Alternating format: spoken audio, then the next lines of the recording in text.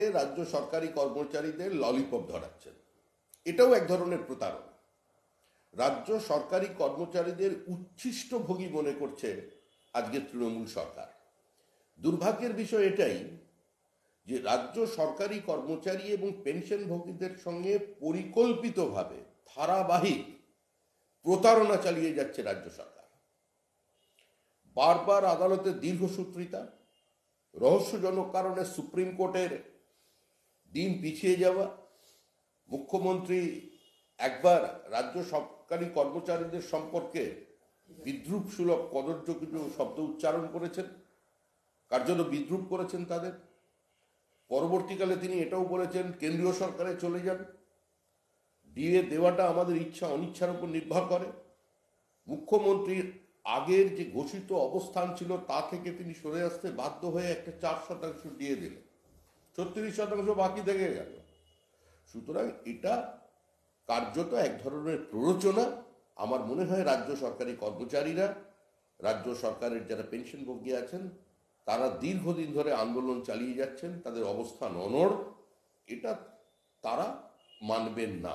আমরা মনে করি এই সরকার কোনো রাজ্য সরকারি কর্মচারীদের দুয়ারে নিজেদের সরকারটাকে পৌঁছতে পারবেন না। যারা দুয়ারে সরকার নিয়ে যান তারাই রাজ্য সরকারি কর্মচারী পেনশনভোগীদের রান্নাঘরে সরকার পৌঁছতে পারছেন না। নতুন সরকার এলে কেন্দ্রীয় হারে পশ্চিমবঙ্গ রাজ্য সরকারি কর্মচারীদের দিয়ে দেওয়া হবে।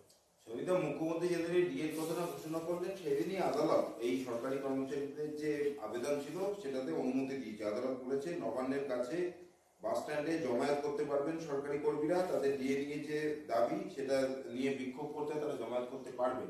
আরে আন্দোলন, ধর্ম, অবস্থান বন্ধ এটা গণতন্ত্রের একটা অঙ্গ, এটা প্রকাশভঙ্গিমা। আজকে যে সরকার পশ্চিমবঙ্গে ক্ষমতায় আছে, এত অসহিষ্ণু প্রতিহিংসা পরায়ণ সরকার ভারতবর্ষের কোথাও নেই। যারা বিভিন্ন সময় কৃষক আন্দোলন নিয়ে কথা বলেন, যে কৃষক আন্দোলনকে কারা স্পন্সর করেছে, কারা কৃষক আন্দোলনকে অন্য কাজে পরিচালিত করেছে, ভারতবর্ষের স্বাভিমান সেই 26শে জানুয়ারির দিন সংসদ ভবন অভিযান করবার বেছে নিয়েছিল, সেগুলো জানার পরেও যখন কৃষক আন্দোলনের প্রশ্ন তোলে না, নিজের সরকারি কর্মচারীদের আজকে ডিএর আন্দোলনকারীদের তারা কোনো জায়গা করে দেবে না তাদের প্রশাসন, তো স্বাভাবিকভাবে আদালত তাদের পক্ষে রায় দিয়েছে। এটাই তো স্বাভাবিক। যে রাজ্যে বিরোধী দলনেতাকে একটা সভা সমিতি করতে গেলে, কোনো বড় মিটিং করতে গেলে আদালতের দরজায় পৌঁছতে হয়, তো প্রত্যেকটা আন্দোলনকারীকেই সেখানে পৌঁছতে হবে, এটাই স্বাভাবিক। আদালতের এই রায়ের কারণে কি মুখ্যমন্ত্রী তড়িঘড়ি আজকে ঘোষণা করেছিলেন? মুখ্যমন্ত্রীর এই ঘোষণা শুধুমাত্র নির্বাচন কেন্দ্রিক। মুখ্যমন্ত্রী সরকারি কর্মচারীদের সম্পূর্ণ ডিএ দিতে পারবেন না। সরকারের খেলা মেলা মোৎসবের রাজনীতির কারণে, অপরিকল্পিতভাবে রাজ্য পরিচালনার কারণে, শিল্প বান্ধব পরিস্থিতিকে ধ্বংস করে দেবার কারণে, রাজ্যে বিনিয়োগের পরিবেশ না থাকার কারণে আজকে দিনে দিনে রাজ্যের কোষ সংকুচিত হয়ে আসছে। সেখানে দাঁড়িয়ে কোথা থেকে তিনি ডিএ দিতে পারবেন? পুরো অর্থনৈতিক ব্যবস্থাটা খাদের কিনারে দাঁড়িয়ে গেছে। এখন সামনে নির্বাচন, সমালোচনা বন্ধ করবার জন্য 4% উচ্ছিষ্ট। রাজ্যে সিবিআই থানার দরকার আছে, আজ বিচারপতি অভিজিৎ গঙ্গোপাধ্যায় এই মন্তব্য করেছেন। রাজ্যে সিবিআই থানার দরকার আছে।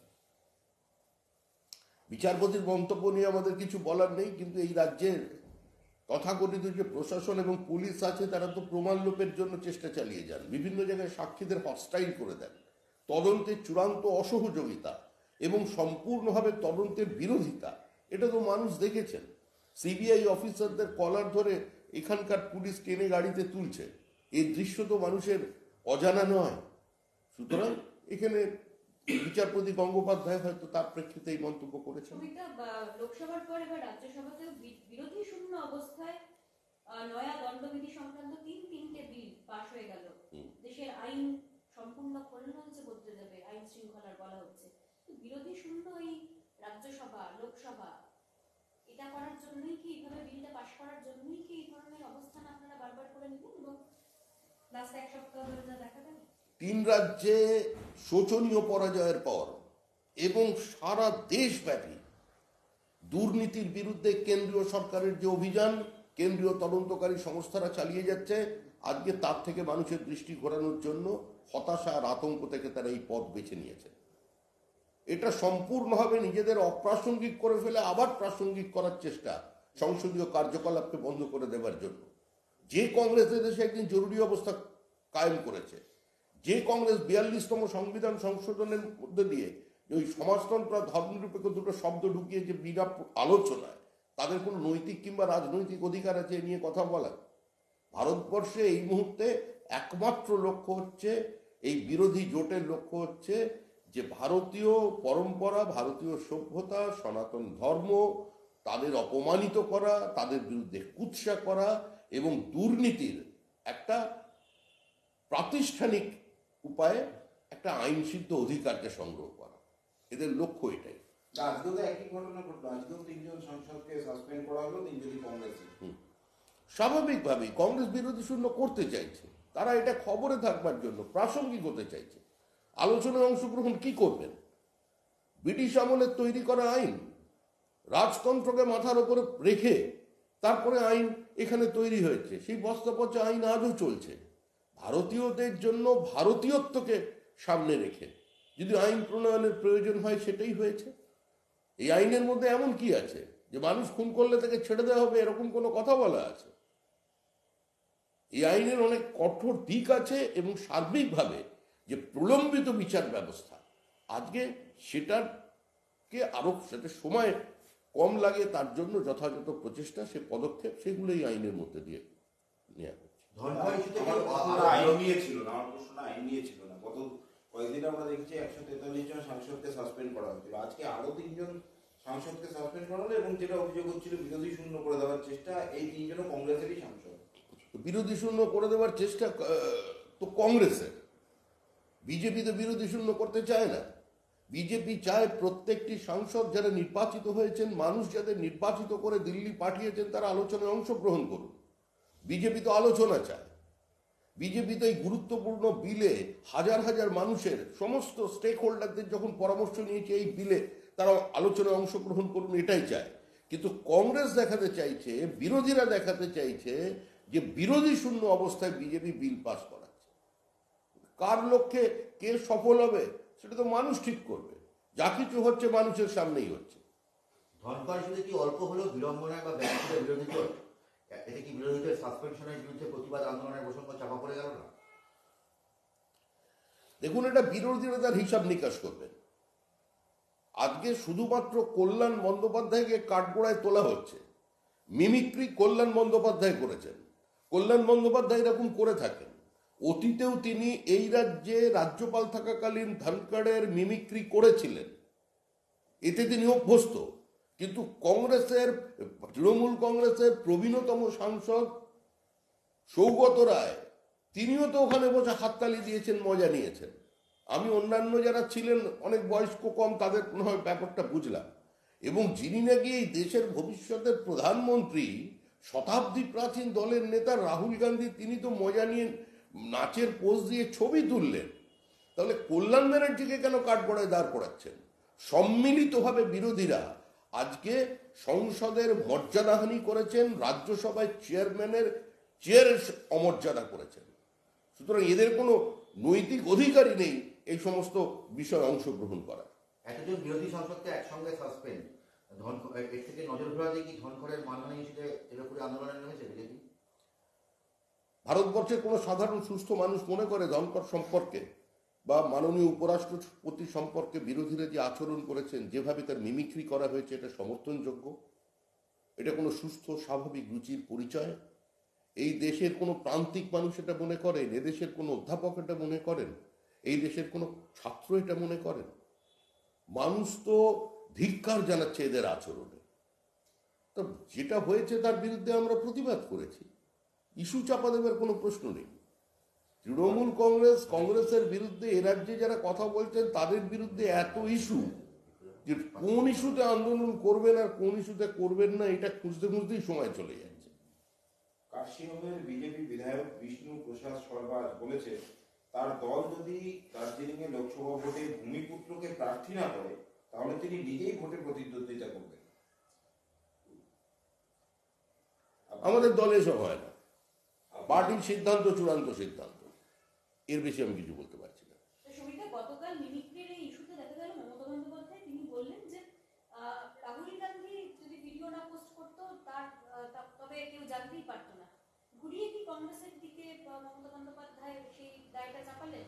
এবং কল্যাণ বন্দ্যোপাধ্যায় তিনিও একটি কাজ করেছিলেন, সেই প্রসঙ্গে তিনি গেলেন না, বললেন যে রাহুল গান্ধী ভিডিও পোস্ট করেছিলেন, তা না হলে কেউ জানতে পারতো। মুখ্যমন্ত্রী তো নিজেই প্রধানমন্ত্রীকে তুই বলে সম্বোধন করেন, হদুল কুতকুত কিম্ভূত কিমাকার বলেন, কোমরে দড়ি দিয়ে টেনে নিয়ে যাওয়ার কথা বলেন, অশোক স্তম্ভের নিচে বসে কেন্দ্রীয় সরকারকে আক্রমণ করেন, প্রধানমন্ত্রী স্বরাষ্ট্রমন্ত্রীকে কদর্য ভাষায় আক্রমণ করেন, প্রত্যেকটা প্রশাসনিক বৈঠক সরকারি খরচে করে সেটাকে কার্যত তৃণমূলের নির্বাচনী মঞ্চ বানিয়ে দেন। তো উনি তো এসবের সমর্থক হবেন, নাহলে চলবে কি করে? তবে মুখ্যমন্ত্রী এ ধরনের মিমিক্রি বা এ ধরনের কার্টুন, তির্যক, এ ধরনের জিনিস পছন্দ করেন। এই ব্যাপারে উনি খুব সিরিয়াস, কারণ অতীতে অম্বিকেশ মহাপাত্র একটি কার্টুন শেয়ার করবার জন্য তাকে হাজতবাস করতে হয়েছিল। আজকে মল্লিকার্জুন খাড়গে তিনি বলেছেন যে সংসদে সাসপেনশন গণতন্ত্রের হত্যা।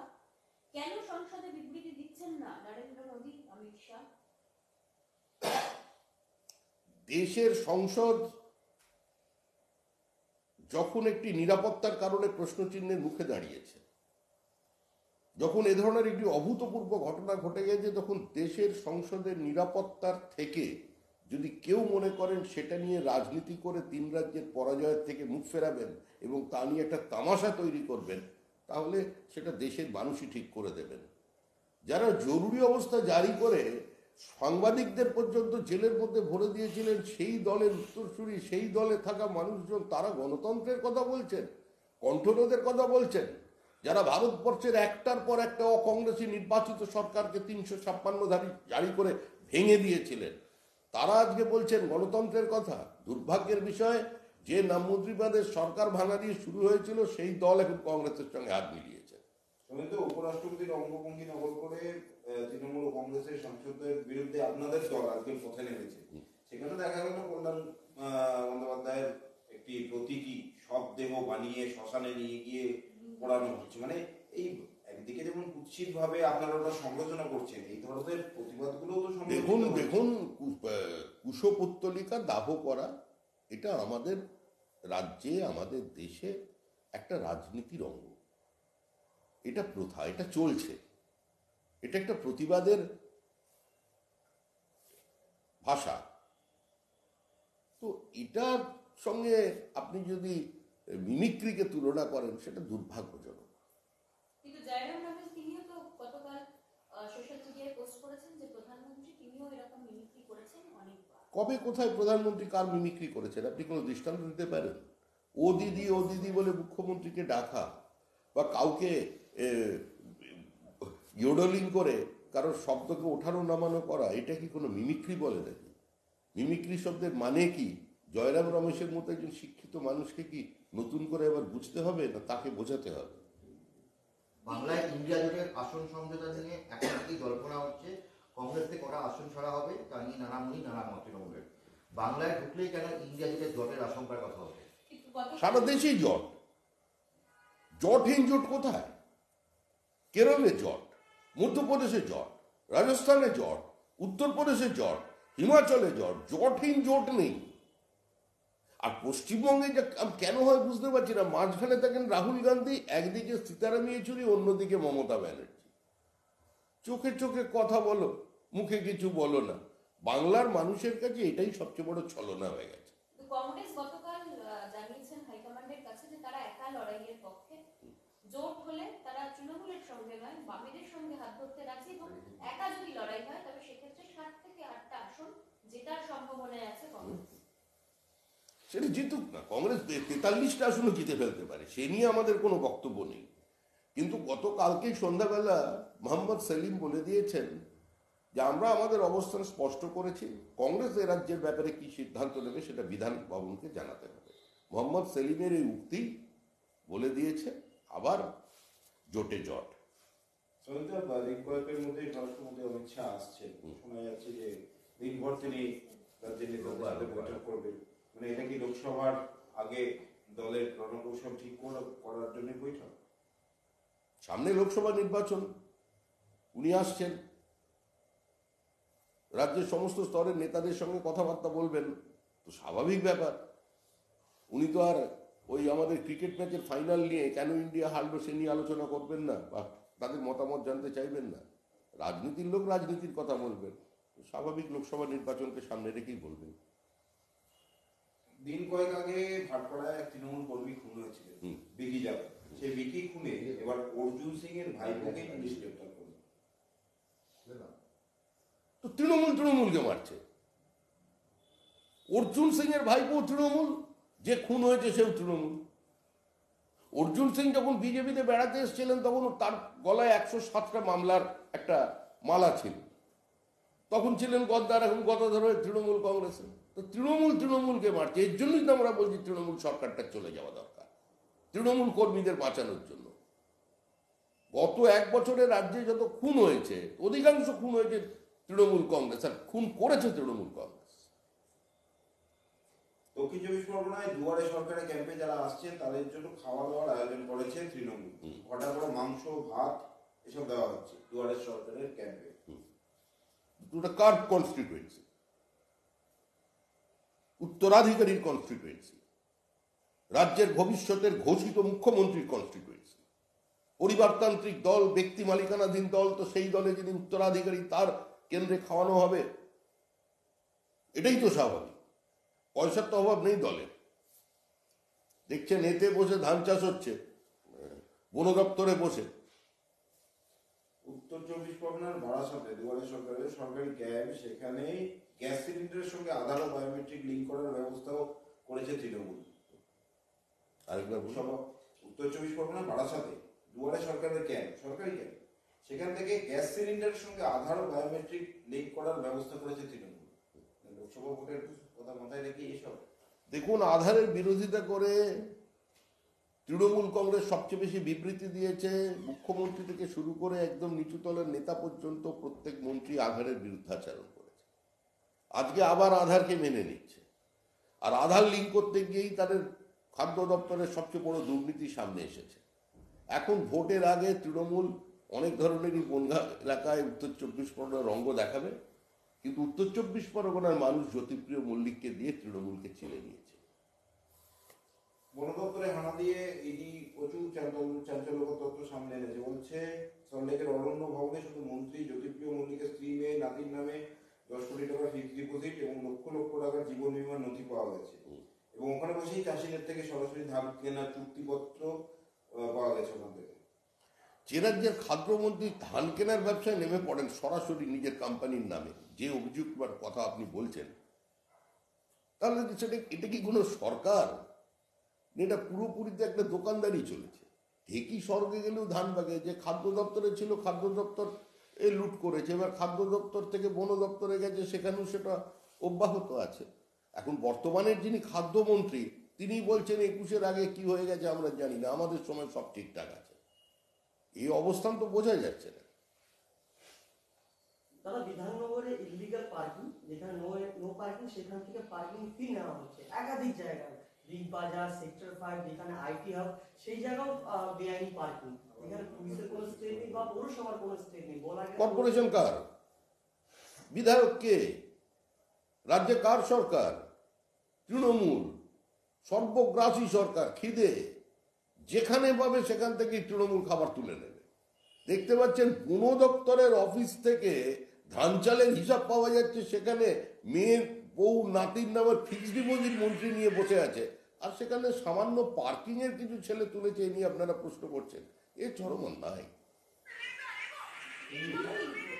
ঘুরে গেছে আর কি চল। হয়ে গেছে? হ্যাঁ। আর কিছু আছে?